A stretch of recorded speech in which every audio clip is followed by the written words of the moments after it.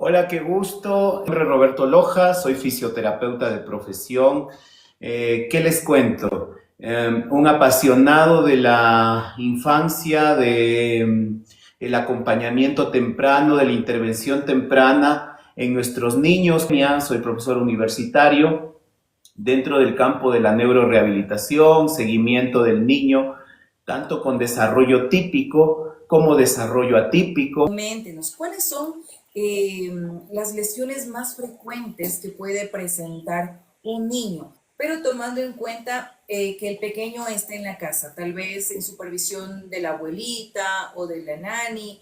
¿Cuáles serían las lesiones más frecuentes que le llegan a usted o que suelen suceder? El entorno para nuestros niños debe brindar ciertas garantías. Debe brindar garantías que va a depender mucho desde la edad, desde la condición. Y me decías en esta pregunta de apertura, ¿qué condiciones llegan, ¿no? Y cómo desde la comodidad del hogar puede darse lesiones y puede darse alteraciones en nuestros niños. Y desde ahí partamos con algunas cosas que son importantes. Por ejemplo, el uso del andador. Muchas comunidades tenemos, y nosotros como cultura, tenemos interiorizado el uso del andador. Y a veces yo digo a las familias y a las madres, así se enoje la abuelita, así se enoje el tío, les regalaron el andador, cuidado, ojo, alerta, así, no importa que se enoje, no ocupemos el andador. ¿Por qué? Porque estamos identificando que el uso de los andadores en niños típicos, que su desarrollo se va a hacer en la medida que vaya progresando su proceso de madurez neurológica, no son necesarios el uso del andador. No estamos hablando del uso del andador en niños con condiciones neurológicas que requieren como ayuda.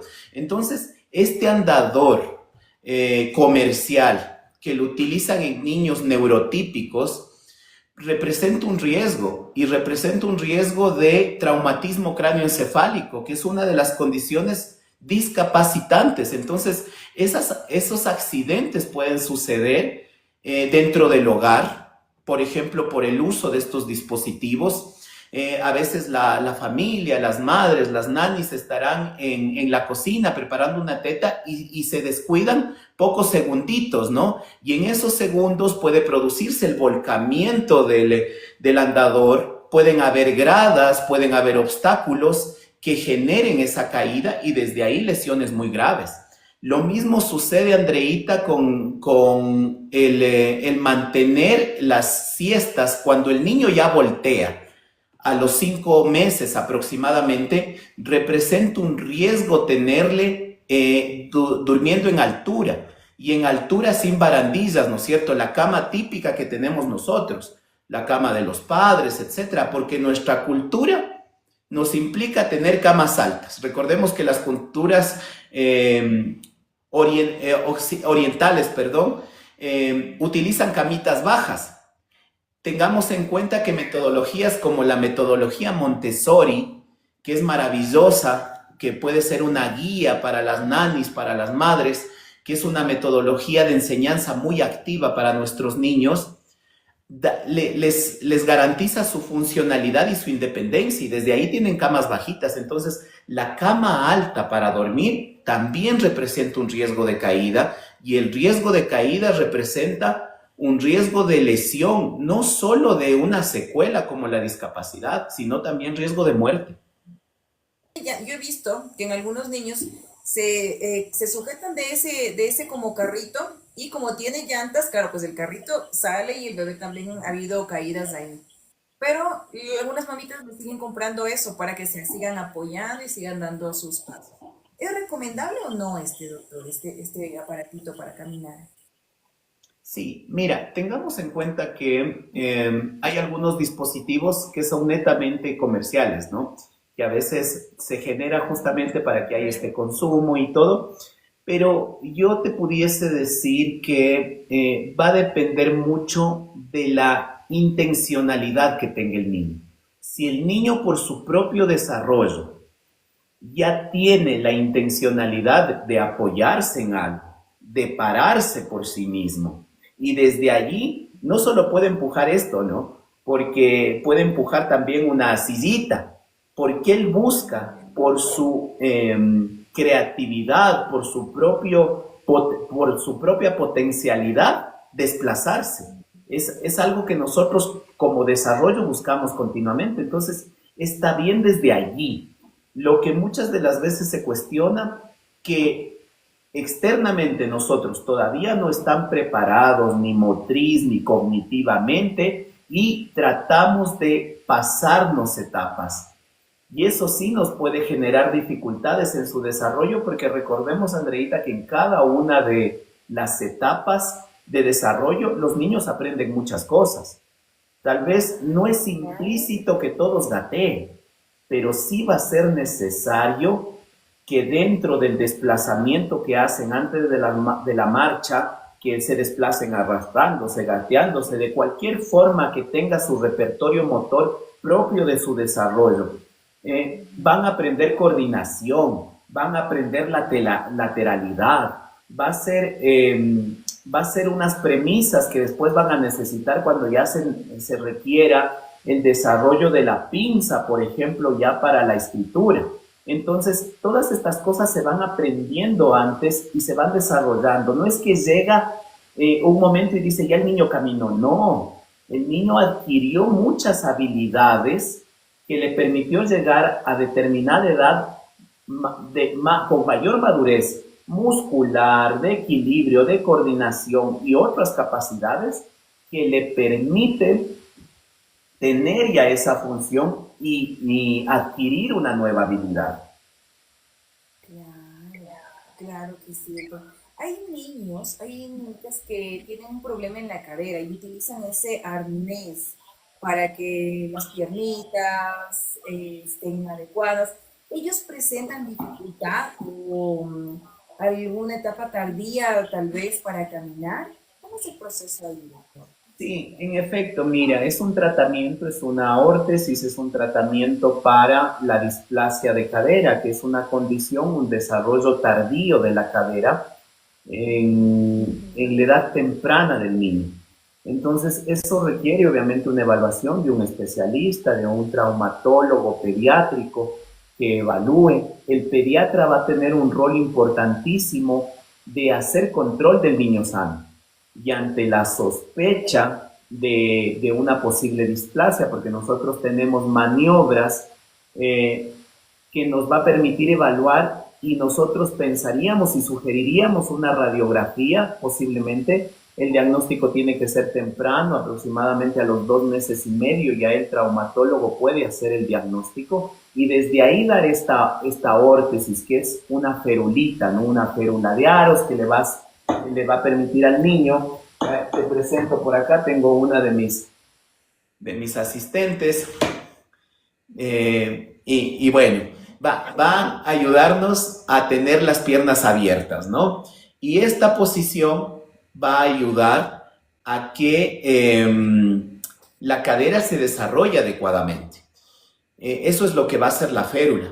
Pero sí, en efecto, esta condición puede generarnos un retraso en el desarrollo psicomotor de algunas habilidades porque le va a restringir para que el niño voltee, le va a dar cierta restricción para que se siente, para que gatee. Pero ahí viene un aporte importante que vamos a tener en cuenta, que puede durar el tratamiento hasta los 11, 12 meses y cuando sacamos, el niño rápidamente consigue esas habilidades. En un mes puede ser que rápidamente gateó, rápidamente se sentó y rápidamente se paró, porque tiene un desarrollo típico, porque no hay alguna alteración neurológica, solo era la férula que le dificultaba. Pero si un niño tiene alteración neurológica, va a tener problemas en su desarrollo y no va a ser a causa de la férula, y así sea que esté o no esté con la férula, va a tener dificultades para este desarrollo. Entonces, esas son unas de las alertas que también nosotros debemos tener en que los niños vayan cumpliendo sus hitos de desarrollo de forma oportuna en el tiempo esperado. Tenemos como que tiempos esperados para que el niño controle la cabeza, gire, sonría, emita ciertas palabras, se siente, gatee, bipedeste, se pare. Entonces, vamos a tener ciertas referencias, pero no quiere decir estrictamente que todos los niños lo van a hacer ahí, porque tenemos una variabilidad y cada uno tiene su individualidad. Pero sí va a ser muy importante, como te decía, este seguimiento del pediatra, este acompañamiento, perdón, les decía, para que garanticemos un adecuado desarrollo de nuestros niños. La pregunta que nos hacía de la vecina que ya le ha quitado el arnés, nos dice, pero el bebé de un añito camina con las piernas súper abiertas. ¿Cuándo se vuelve a la normalidad?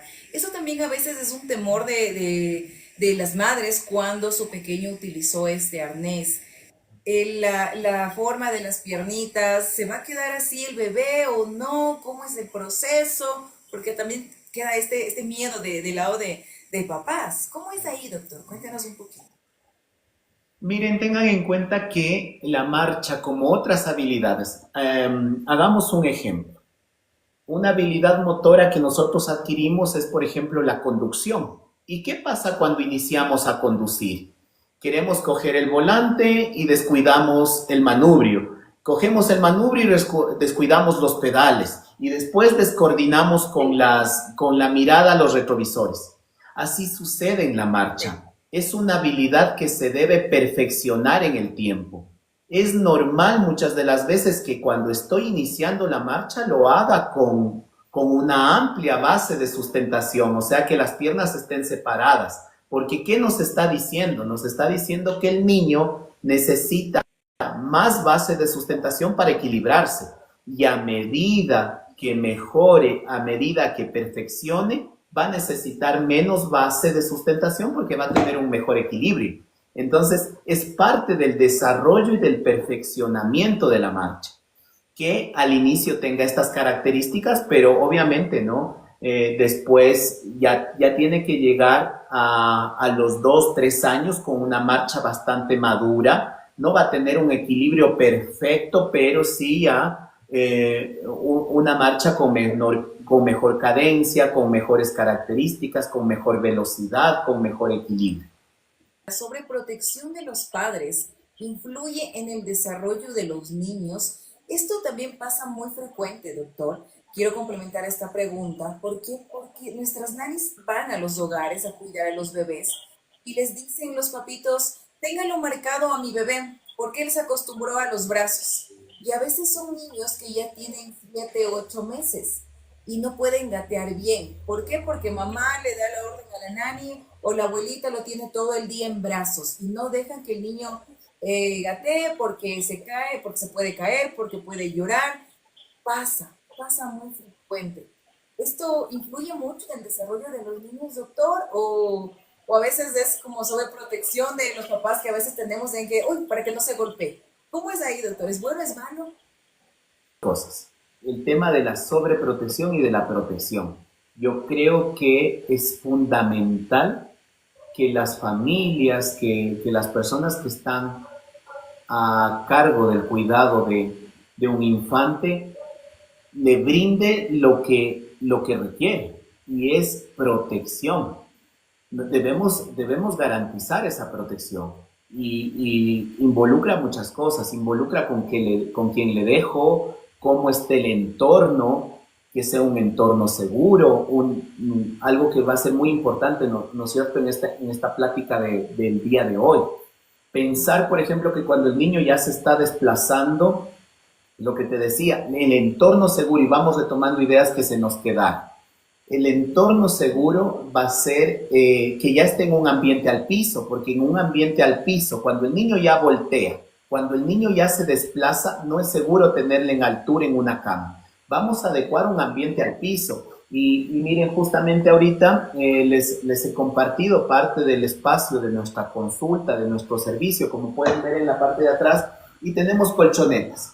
Y se trabaja mucho al piso porque ahí hay menor riesgo de caída, porque estamos movilizando a nuestros niños para que adquieran sus habilidades. Entonces, uno, eso, que eso es un tema de protección, ¿no? Cuando el niño ya se está movilizando, podemos tener protectores para los enchufes, por ejemplo, para los tomacorrientes, porque nuestros niños por la curiosidad van a querer meter los dedos. Entonces, eso es protección, porque si yo no pongo ese protector, ese plástico protector, ahí en cambio me vuelvo en un padre negligente, ¿no es cierto? Sí, Porque sí, le estoy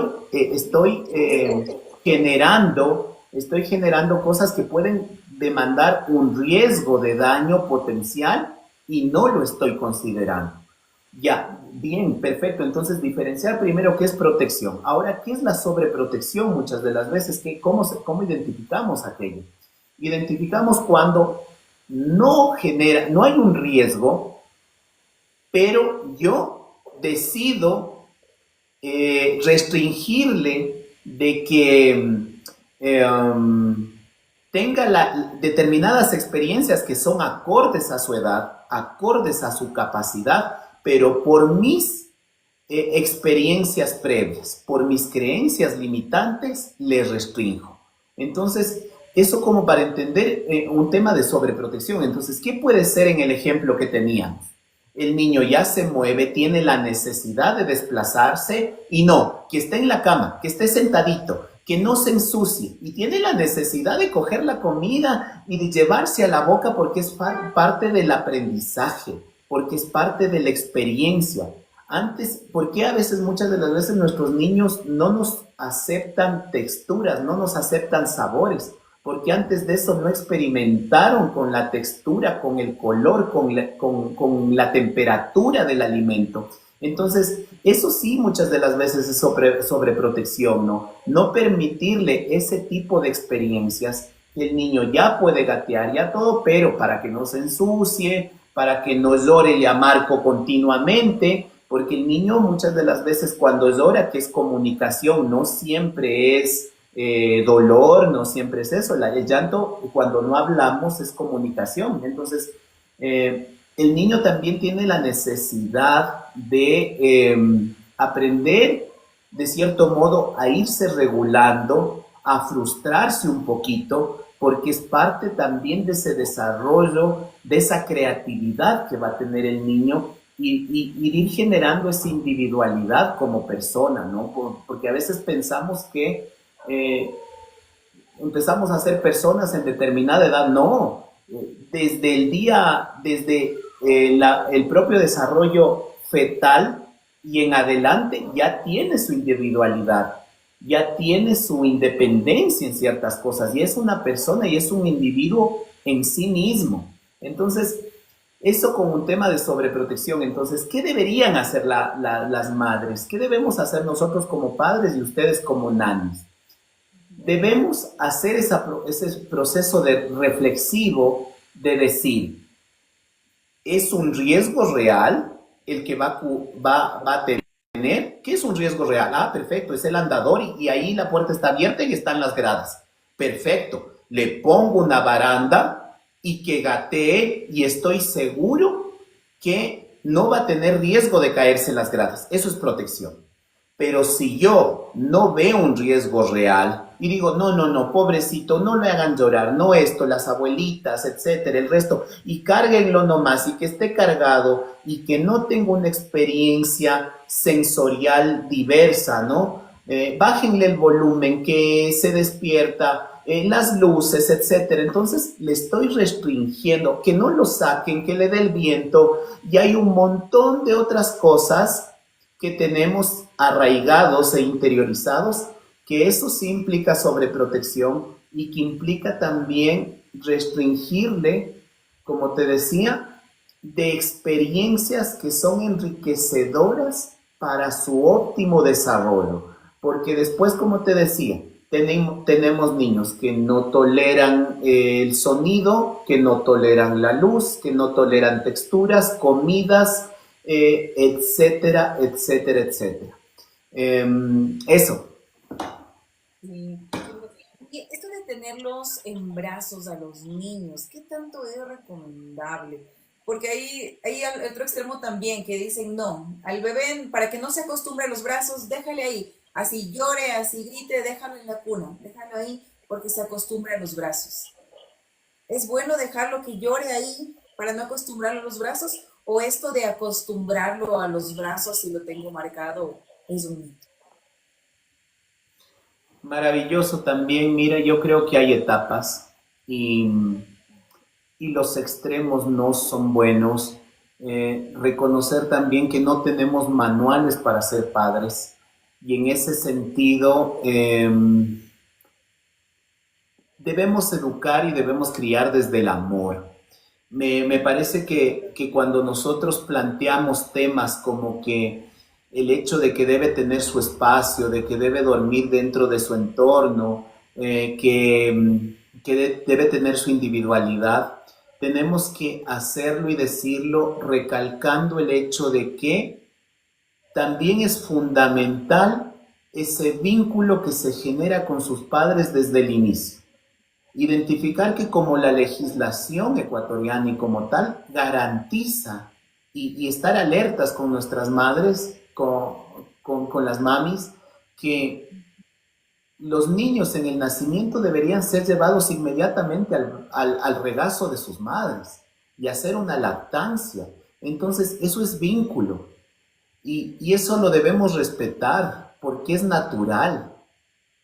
¿Vale? Entonces, el pecho es natural, pero desde esa premisa, desde la premisa que debe sentir la protección, debe generar el vínculo que va a ser la base confiable, ojo, la base confiable del desarrollo futuro.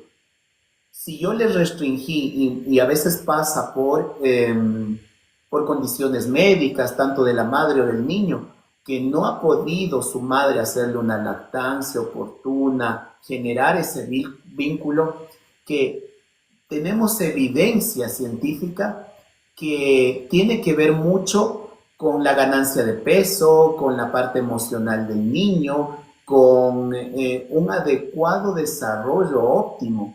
Mira que hay cosas tan bonitas que cuando el niño, el bebé, hablemos de un lactante menor, que son esos primeros 6 meses, llega al pecho de la madre, empieza a sincronizar sus latidos con el latido de la madre. O sea, qué maravilla. Entonces nos está diciendo que eso es vínculo, eso es calma, eso es la base confiable. Eso les permite, mira, dentro de unidades de cuidados intensivos pediátricos, cuando se produce ese porteo de la madre hacia el niño, se estabilizan los signos vitales. Entonces, primero dejar en claro eso.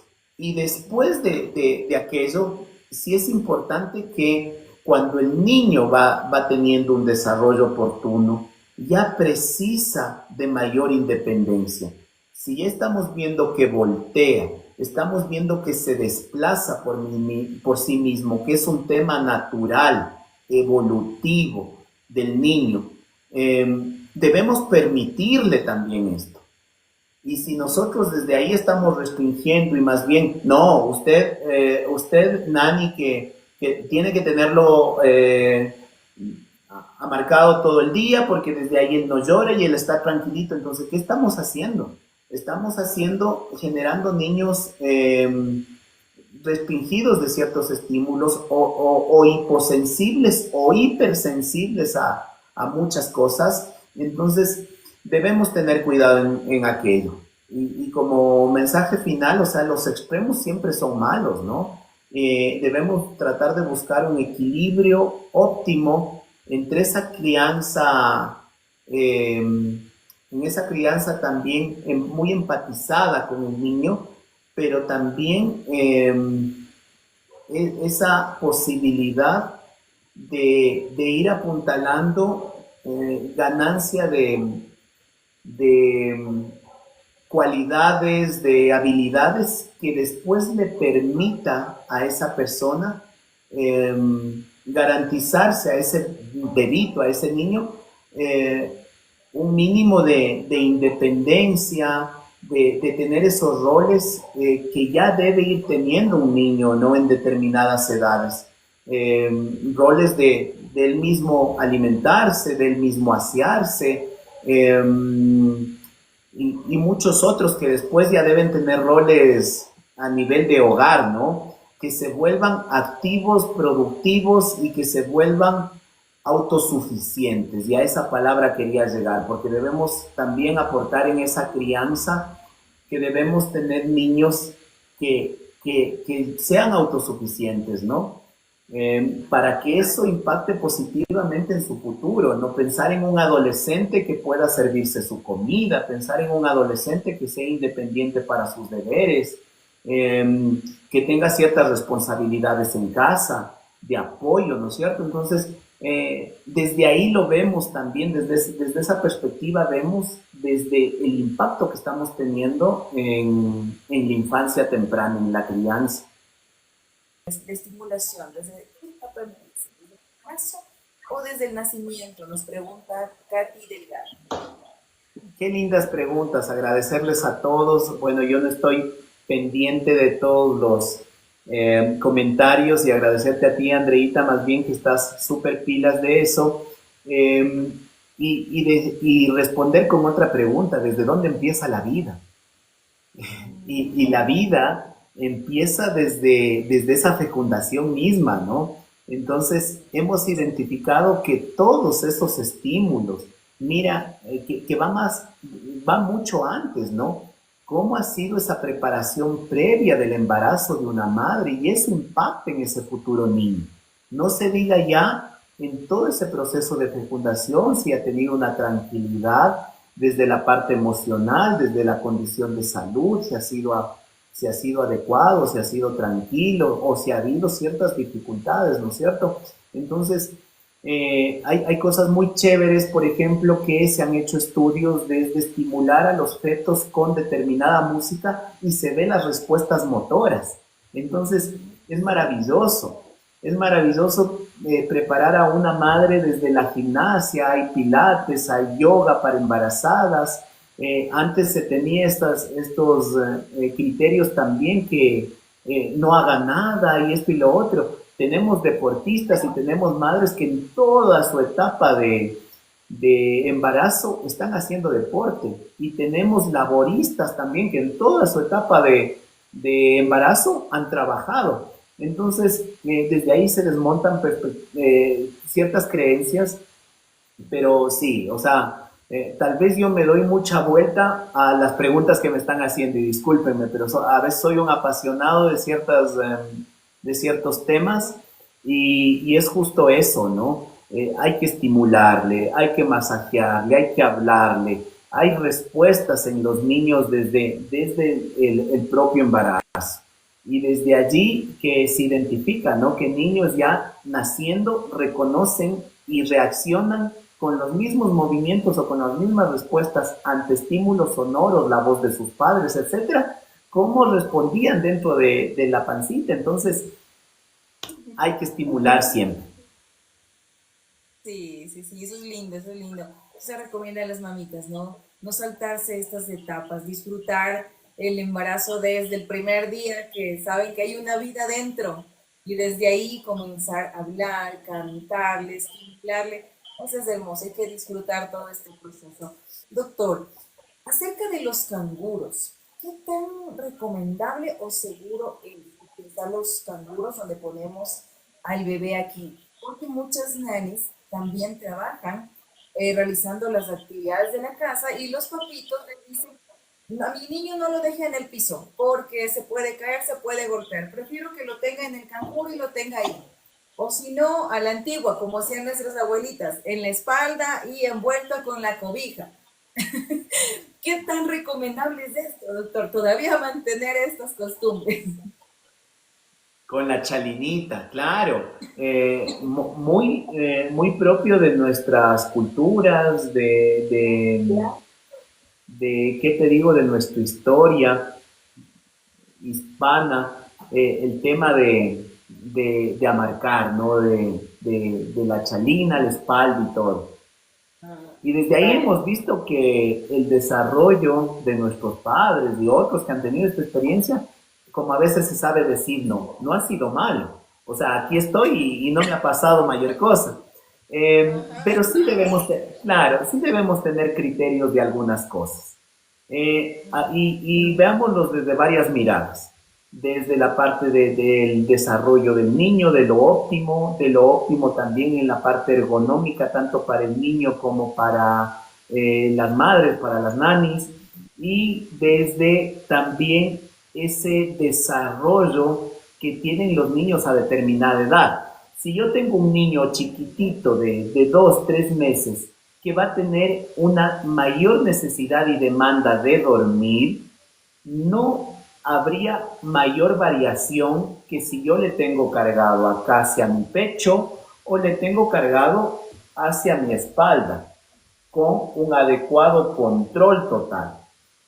Desde esa perspectiva, que es que se me entienda, porque no va a tener tanta necesidad de explorar el entorno, porque va a pasar más tiempo dormido, va a pasar más tiempo desde esa protección, se alimenta y vuelve a descansar, etcétera.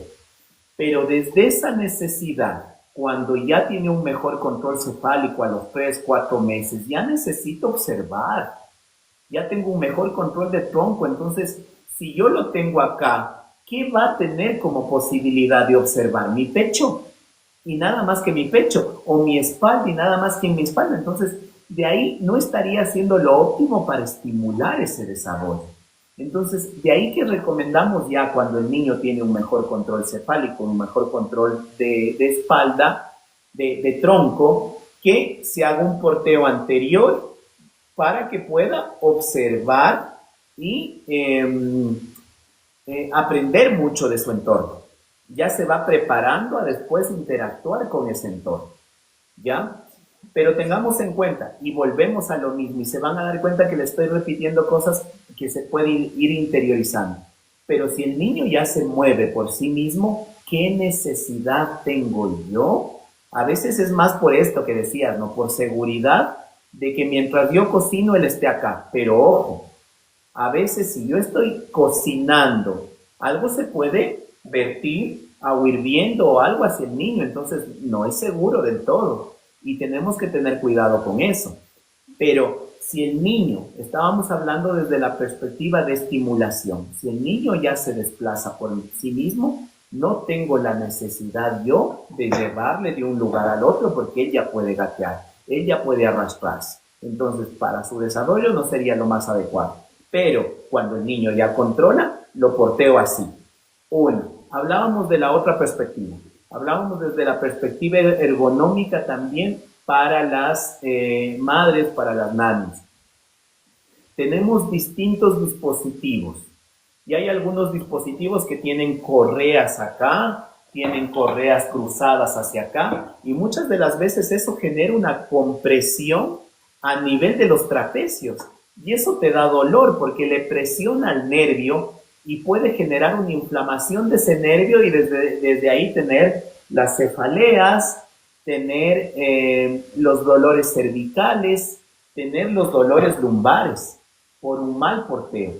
Dentro de esa parte ergonómica se ha identificado mucho como que las posibilidades que da el fular.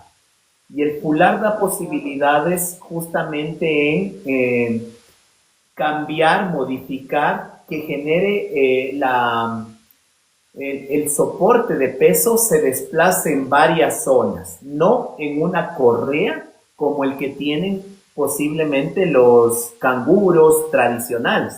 Entonces, pensar en el fular como una alternativa para el porteo en etapas tempranas es maravilloso, porque también estimula este método, ¿no? Que no sé si han escuchado el método canguro, que es el tema de que a nuestros prematuritos y todo se mantengan en este porteo, como les decía, el calor corporal de la madre, sus latidos y todo, inciden en la ganancia de peso más temprana y desde ahí que tenga menos riesgo, ¿no? De riesgos en su salud, porque en el niño tempranito, en el prematurito, en el bebé, la ganancia de peso va a ser muy importante para su salud, para que sea, para tener criterios de un niño sano.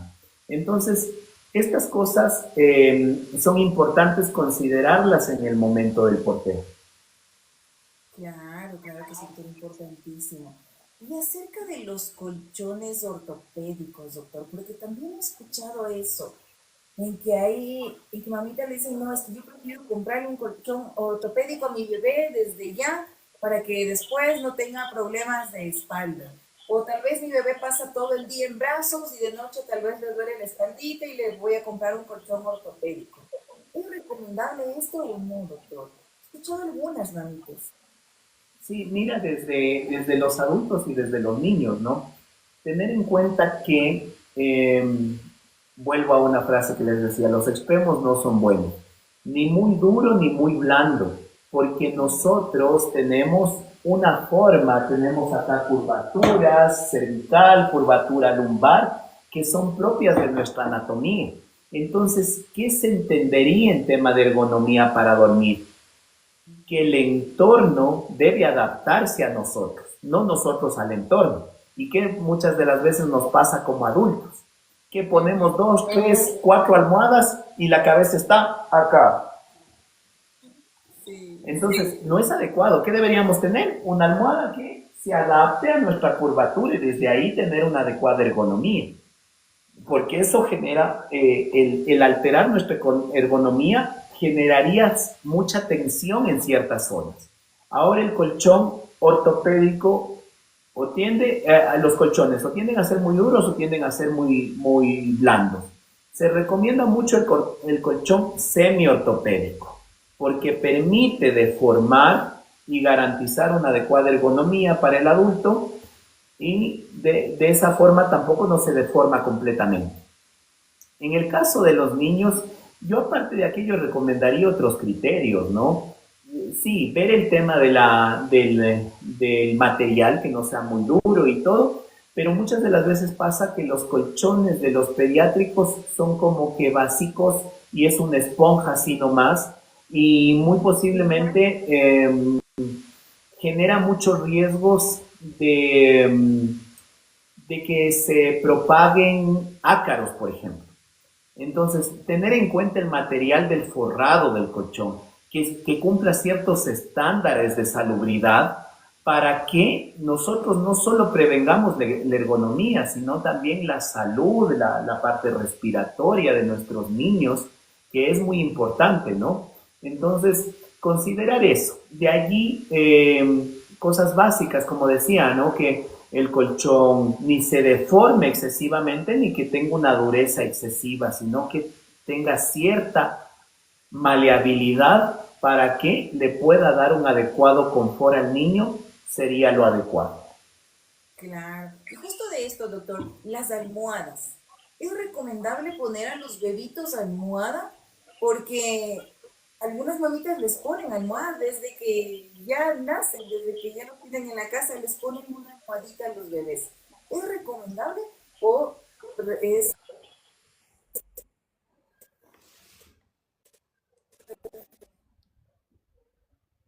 preferible una superficie semiplana?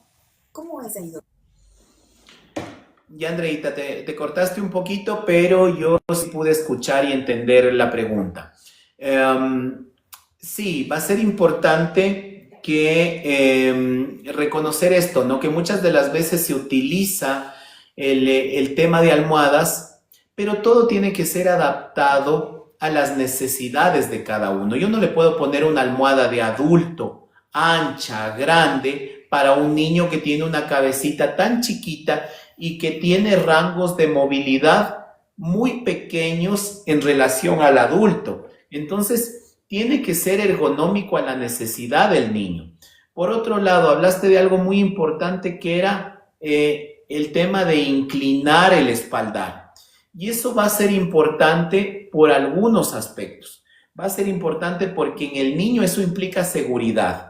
Si yo al niño lo tengo totalmente horizontalizado y tiene un tracto digestivo que de la boca a la pancita apenas hay 5 o 10 centímetros, entonces tiene mucho riesgo de reflujo, que si yo le inclino y mejoro un poquito su gravedad, tiende pues a bajar el alimento y reduzco ese riesgo de reflujo que es normal, ojo, ¿no? Ahí el pediatra también tiene que identificar cuándo no es adecuado, cuándo es excesivo, cuándo es patológico o cuándo es parte de un reflujo normal que puede tener nuestros niños, ¿no? Entonces, eso es importante identificar que en etapas tempranitas del niño tienen riesgo de estas muertes blancas, súbitas, ¿no? Y muchas de las veces hay que tener muy en cuenta, mucho cuidado, cómo le dejo, cómo le permito dormir. Ojo, ¿no? Porque se tiene como cultura restringir los brazos y hacerle esta envoltura al niño. Entonces, ¿qué pasa? Estamos restringiendo actividades básicas e innatas del niño, que es como los reflejos de protección que va a permitir desplazar los brazos y sacar y protegerse. Muchas de las veces ha pasado que el niño fajado se gira, se queda sin respirar y desde ahí tiene una muerte, ¿no? Que es lamentable, dolorosa, pero son previsibles desde un adecuado cuidado postural, desde una adecuada restricción, observar a nuestros niños. Si yo le dejo alto, inclinado y se me volteó y se quedó ahí, tenemos un riesgo. Entonces hay que tener cuidado. Porque ahora tenemos muchos aditamentos que nos ayudan. Tenemos almohadas súper efectivas que les podemos poner a los niños que hacen una especie de nido y que garantizan que tenga un adecuado posicionamiento y que se quede en esa posición mientras está dormido. Y le doy libertad a la cabecita para que pueda girar y si vomitó, pueda vomitar y no broncoaspire, ¿no? No se vaya a los pulmones y desde ahí tenga una neumonía o una insuficiencia respiratoria que es algo emergente. Entonces, cuidado con eso, tenemos que considerar esos cuidados. ¿Cómo es los ejercicios de estimulación que podemos hacerlos a los pequeñitos cuando están iniciando el proceso del gateo? Lindo. Mira, antes de aquello, cada que me preguntas cosas, me doy cuenta que dejamos cosas sueltas y no se puso un resaltado a cosas que son importantes. Antes de ese gateo, tengamos en cuenta, nanis y madres, que es importante el tummy time. El tummy time, el tiempo boca abajo. El tiempo boca abajo en el niño, el niño lactante menor, estamos hablando de los 6 primeros meses, va a ser importante. Niños que están acostumbrados a que les amarquen, a que ya les suban a los brazos y desde ahí exploran el entorno, no tienen necesidad de erguirse, porque ¿qué necesidad tengo si ya me amarcan y ya desde ahí veo todo? Entonces, es muy importante para el desarrollo motor grueso. ¿Qué se entiende por desarrollo motor grueso? La adquisición de las habilidades motrices básicas de estos 12 meses. El control cefálico, el volteo, el sentarse, el gatear o desplazarse, el pararse, el pararse y caminar. Entonces, para esto va a ser muy importante que en estos meses tempranos tenga tiempo boca abajo. Y es un tiempo boca abajo que debe ser no desde el llanto, no desde el malestar, sino que el niño tiene que acostumbrarse y gustarle estar boca abajo. Y para eso, yo también como familia, como nani, tengo que tumbarme en el piso boca abajo. ¿Para qué? Le quiero poner boca abajo, pero yo me quedo hablándole desde parada.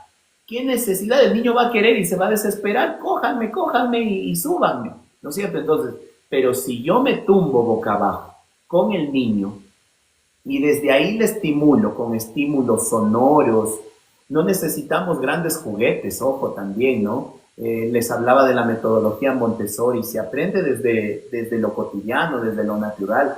A veces ya se vienen épocas de Navidad y le compran el juguete más costoso y el niño no le para bola al juguete y se queda jugando con la funda.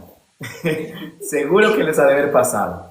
Entonces, miren, tiempo boca abajo. El tiempo boca abajo va a garantizar que esos hitos se cumplan en la etapa esperada, porque me hablabas algo de gateo. Entonces, para ese gateo que se presente en la etapa adecuada, 10 a 12 meses, es la etapa donde se desarrolla y se potencia ese gateo.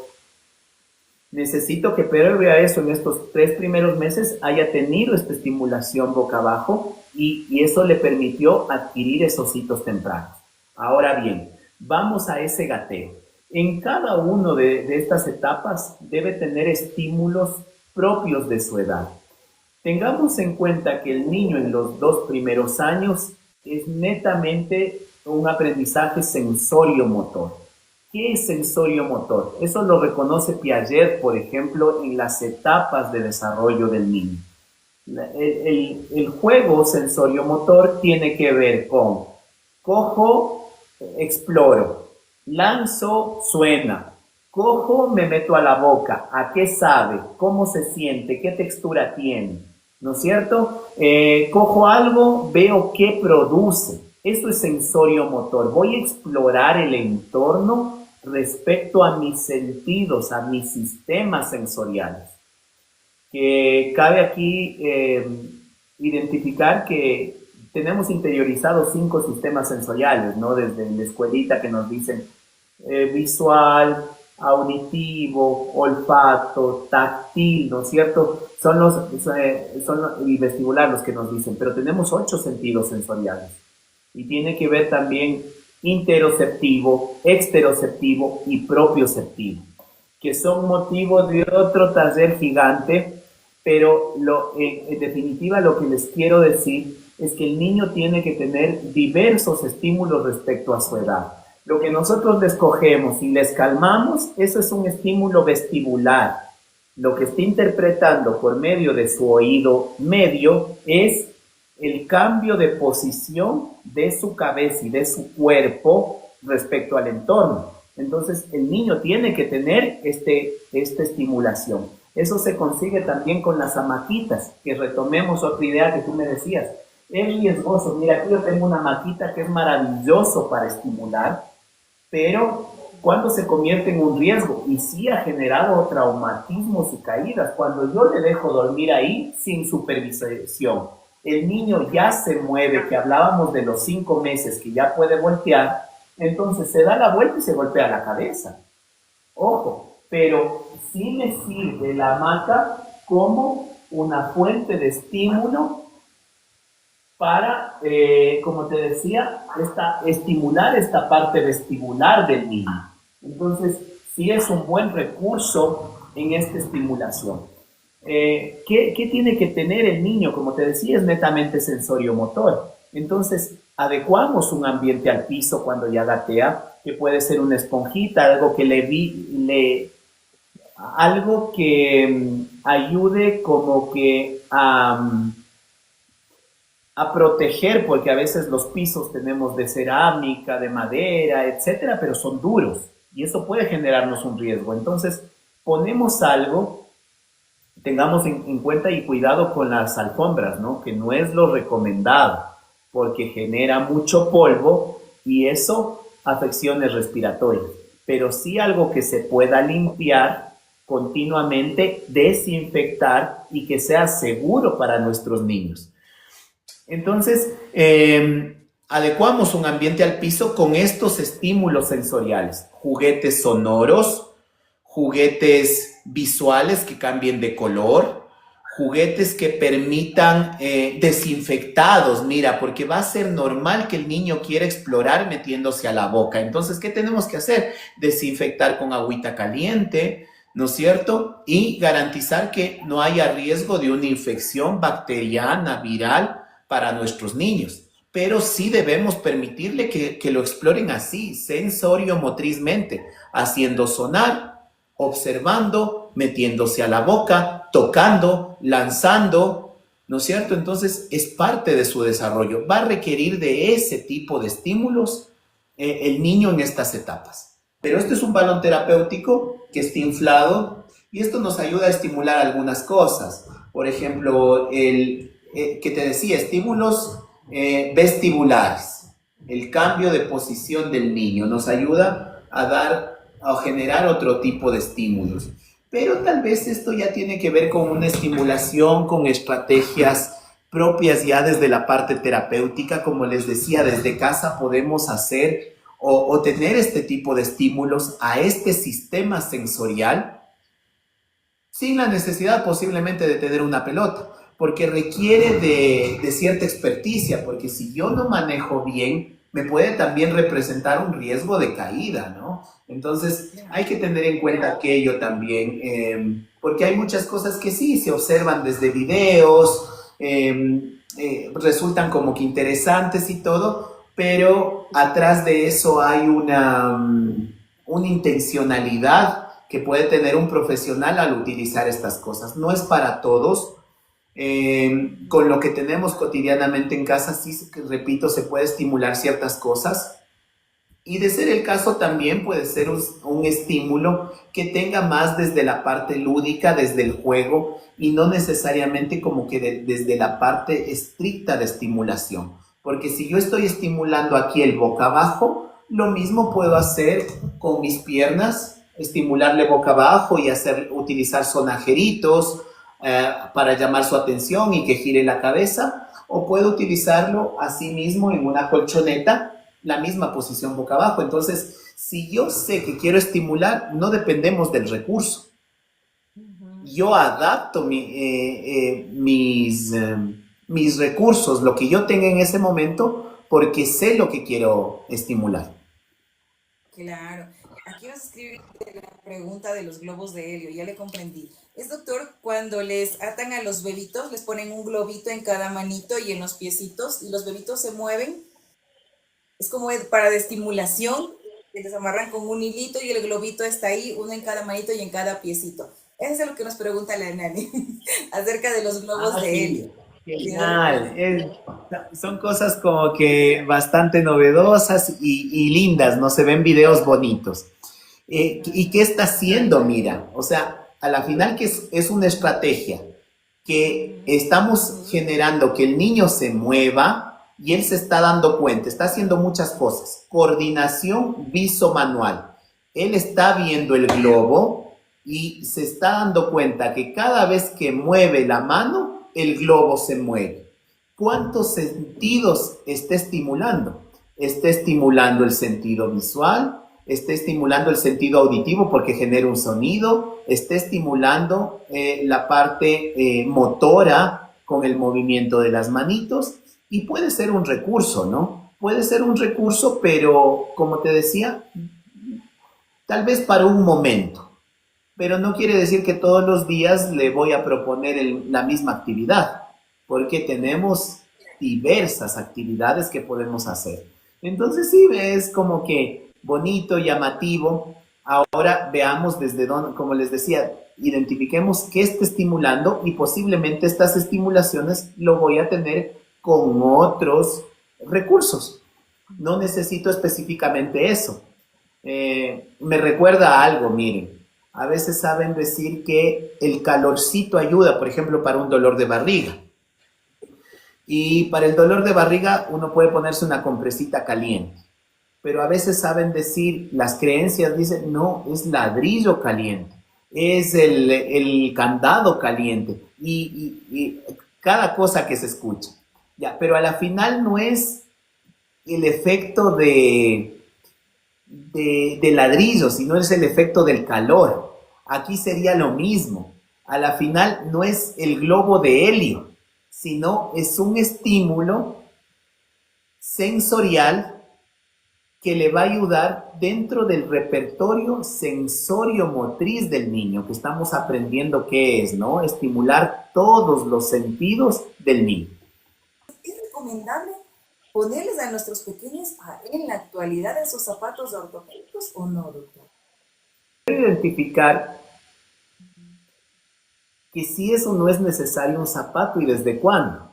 Si estoy diciendo que el niño aprende mucho desde la parte sensoriomotora, sensorial, que yo le tenga continuamente con guantes, con medias, ¿qué posibilidad tiene el niño de tocar, de sentir su entorno?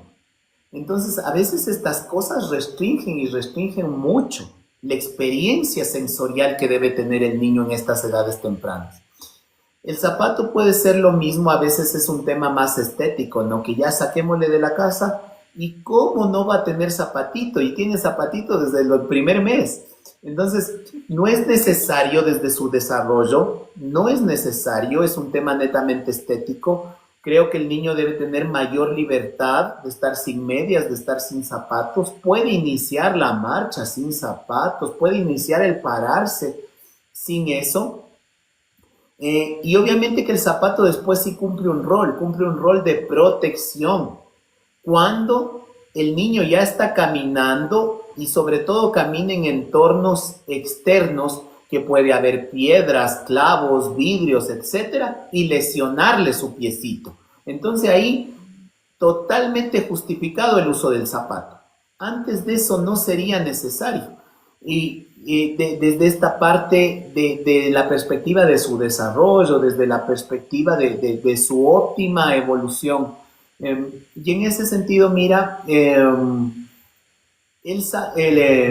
desarrollo del pie, que a veces se dice pie plano, no se puede diagnosticar un pie plano previo a los 3 años.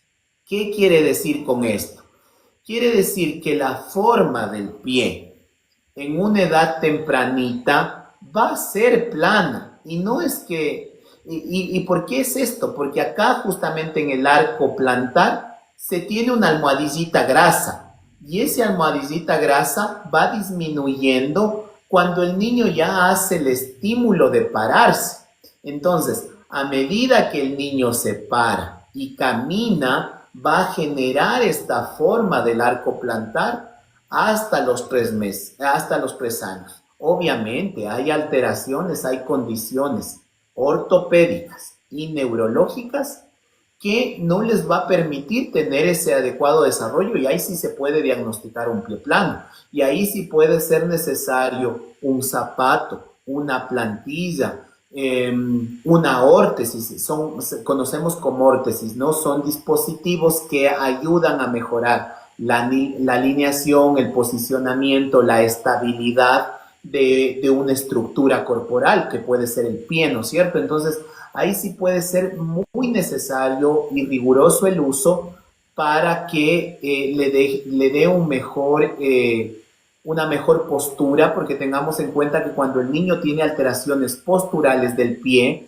mientras camina, mientras ya se para, esas alteraciones del pie pueden generar alteraciones en segmentos superiores, rodillas, cadera, columna, y de ahí tener otros problemas, ¿no? Que pueden ser importantes o serios, ¿no? Gracias, doctor. Gracias por la apertura, por estos excelentes consejos. Gracias, Andreita. Un abrazo a todos y siempre a su orden.